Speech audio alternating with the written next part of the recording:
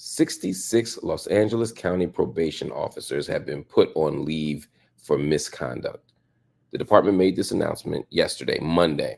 In the statement, the LA County Probation Department said that 39 officers out of the 66 are accused of general misconduct with things like excessive force, child endangerment, child abuse, drug possession, and negligent supervision. Some of these officers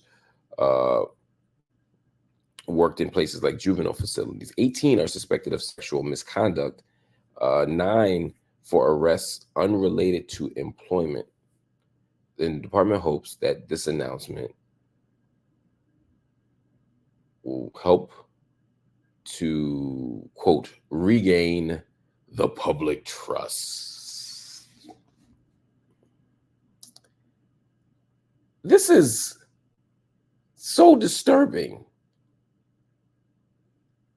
I mean, 66, I'm going to say that again, 66 probation officers in LA County have been put on leave for misconduct. Now, look, people get put on leave for misconduct in lots of jobs, lots of places. I get it. But 39 of the 66 are accused of things like excessive force, child endangerment, child abuse, drug possession, and negligent supervision. This is awful. It's even more awful when you understand that some of them worked inside of juvenile prisons, juvenile jails. These are people, whose job it is to oversee young people, to protect young people, to enforce or impose order and ethics and morality and decency and a commitment to abiding by the law. And these probation officers are walking around with heroin and crack and coke and weed, maybe not weed, but heroin and crack in their pocket.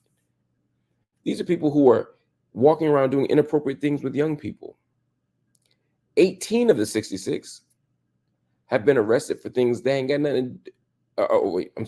18 have been arrested or suspected, at least, of sexual misconduct. Sexual misconduct, 18 of them. And 9 have arrested, ain't got nothing to do with the job. So they could have been arrested for DUIs. They could have been arrested for being serial killers. I don't know. In some ways, the 9 is less concerning to me than the fact that the other 57 are engaged in acts of misconduct directly tied to the job. That means that you're carrying drugs and engaging the people you're supposed to be supervising. That means that you're doing harmful things to children. That means you might be having an inappropriate sexual relationship with a child or with an adult. These aren't all child-related things. You know, some of them worked in juvenile facilities. But what you're seeing is a culture of corruption. When we talk about corruption in the criminal legal system, we're not just talking about crooked cops. We're not just talking about police officers that beat you and sell drugs out the back of the police car and all of that kind of stuff that we know happens, especially in Los Angeles.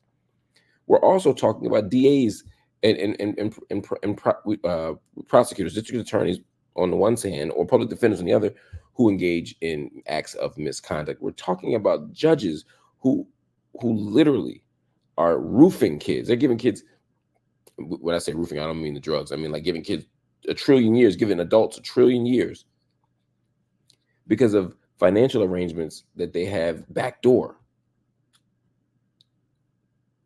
The criminal legal system being corrupt includes parole officers and probation officers. People are supposed to be checking into probation as a means of not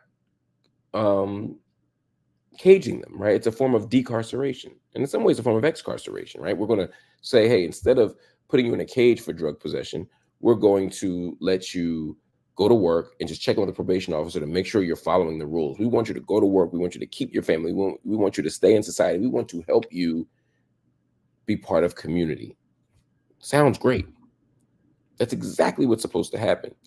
But the person who's supposed to steward that process ain't following the rules. Because when I go in to see my PO and I say, hey, I've been doing all the right things, sometimes those probation officers are saying, well, you're not doing the right thing if you don't have sex with me. Or, look, I'll give you clean urine if you buy your drugs off me. This is what's happening. And again, 66, That's a small number. 66 is a small number. There are many, many, many, many, many, many more where this came from. Many more where this came from. And it's important that we recognize that this is not an outlier. This is baked into the system. Everywhere we go, everywhere we see a criminal legal system, we see corruption. It's not that cops are naturally corrupt. It's that systems of power are naturally corrupting. And so whenever you give people that much control over people's lives, this is exactly what you're going to see.